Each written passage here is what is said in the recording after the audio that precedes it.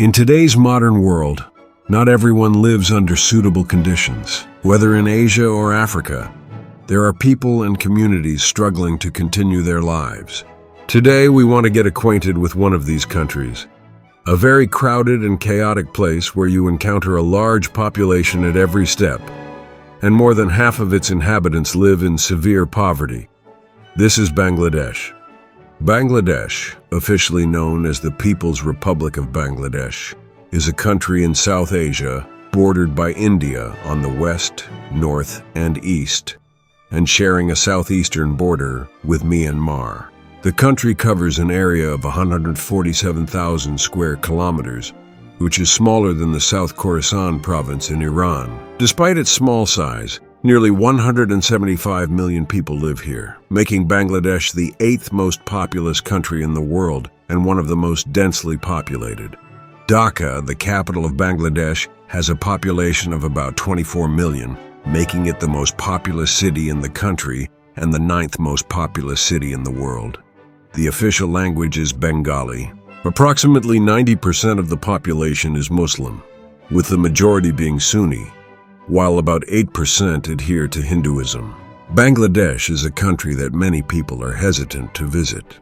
For example, upon entering Dhaka, you find yourself at the center of attention among a large crowd. Although the locals are warm-hearted and friendly, after a while you may feel overwhelmed by their excessive attention and wish to leave. As soon as you arrive in this city, you are met with an incessant cacophony of honking horns. Public transportation in Bangladesh is highly diverse and caters to all tastes. You can even choose which century's mode of transport you wish to use. One of these vehicles that can be quite disheartening to see is the rickshaw, which is driven by people. Many men in Dhaka make a living this way. Boats operating on the rivers also provide a nice escape from the city's chaos and traffic. In 2018, Bangladesh was ranked as having the dirtiest air in the world. One reason for this pollution is the high population density relative to its area, leading to a significant number of motor vehicles.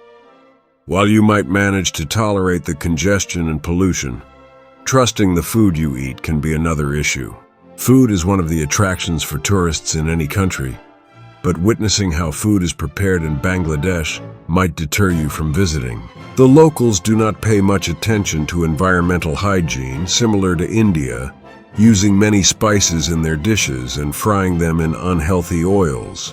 One of the few tourist attractions that stands out with its pink color is the National Parliament House, which has now been turned into a museum. This building carries many memories from Bangladesh's struggle for independence and serves as a reminder of British colonialism in the region. After Britain left India in 1947, this area separated from India, along with Pakistan, due to its Muslim majority, and became known as East Pakistan. However, Bangladesh's separation from India due to religious discrimination led to further issues. The distance of 1,600 kilometers from the center and linguistic differences with Urdu-speaking Pakistan resulted in economic and ethnic injustices. In 1971, this resentment sparked a civil war that ultimately led to independence with India's assistance. However, this was not the end of the story. Discrimination and injustice continued to plague the lives of these people. As seen in the media in 2024, the Bangladeshi government reinstated a previously discarded policy that allocated half of government job posts for certain groups.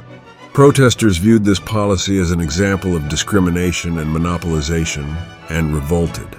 Although the government eventually backed down and canceled most quotas, protesters, especially students, demanded justice for the families of those killed.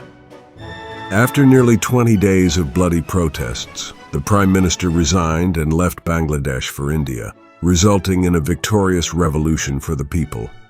Despite lacking significant mineral resources and underground reserves, the people of Bangladesh have made great efforts in recent decades to stabilize their country. However, due to its location next to the Bay of Bengal and the Indian Ocean, Bangladesh is highly vulnerable to flooding caused by monsoon rains during summer, with hundreds losing their lives each year due to these seasonal downpours. Bangladesh lies in the fertile Bengal Delta region and is frequently impacted by natural disasters due to its geographic positioning. The country on the equator has a warm and humid climate. This land is very fertile, and about 40% of the population of Bangladesh is engaged in agriculture. The camera trembles as it cuts through the thick, suffocating air of Bangladesh's industrial wastelands, a place where chaos has no boundaries, and survival itself feels like an act of defiance. This is not a world crafted for comfort, and it's certainly not meant for the faint of heart. What you're about to witness isn't fiction, nor a dramatized scene from a post-apocalyptic movie. This is reality.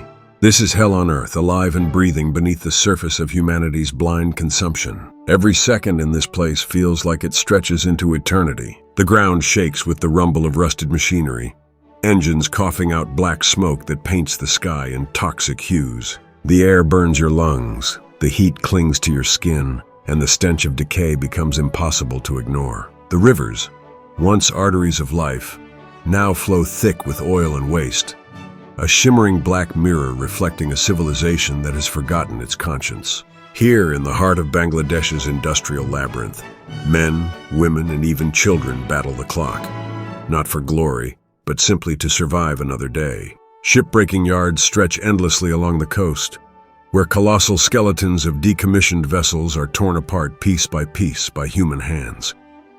Sparks fly like dying stars as blowtorches scream through steel. Workers climb the towering carcasses barefoot, armed with nothing but crude tools and raw courage. One slip, one wrong step, and they vanish, swallowed by the wreckage or the churning sea below.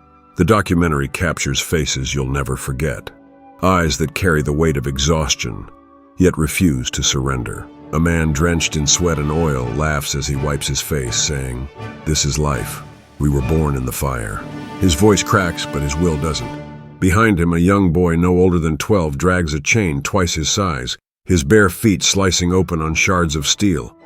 There is no safety gear, no protection, only survival. As the sun sets, the chaos doesn't rest. In the slums surrounding the industrial yards, narrow alleyways pulse with life. Generators buzz, street vendors shout, the smell of fried food mixes with the metallic tang of blood and smoke. Families huddle in tin shacks, barely held together by rust and prayer. The rain leaks through the roofs, turning the floors into rivers of mud. And yet, amid this overwhelming suffering, there's something almost divine. Resilience. These people endure, adapt, and somehow still manage to smile. The film doesn't ask for your sympathy. It demands your attention. It shows you what the cost of progress looks like when seen from the other side of the world, where human labor replaces machines, and where every breath is an act of defiance against a system built to exploit. You'll see hands blackened by oil reaching into infernos to earn just enough to feed a family. You'll see children playing in piles of industrial debris, turning trash into toys because imagination is the only luxury they can afford. In one haunting scene, the camera follows a group of workers as they dismantle a massive oil tanker under a crimson sky. The sound is deafening, metal screaming, waves crashing, men shouting orders in Bengali. Then silence. A man slips, disappears beneath a cascade of steel. No one screams. No one stops. The work continues. The ocean doesn't care, and neither does the world. This documentary doesn't give you easy answers. It leaves you questioning your own comfort, your privilege, your consumption. Every product you use, every ship that crosses the sea, every convenience in your modern life. Somewhere, someone pays the price. And in Bangladesh, that price is written in blood, sweat, and shattered dreams. When the film ends, the credits roll over the sound of waves breaking against steel and distant laughter. The eerie soundtrack of a world too real to ignore. You'll feel an ache you can't quite name, a mix of guilt, awe, and disbelief. You'll want to look away, but you won't be able to. Because once you've seen this chaos, once you've witnessed the raw truth of the world's most unforgiving reality, you can never unsee it.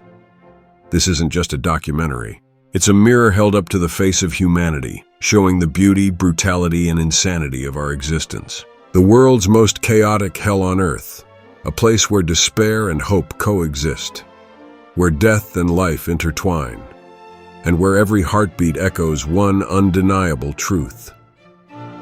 We are all connected, no matter how far apart our worlds may seem.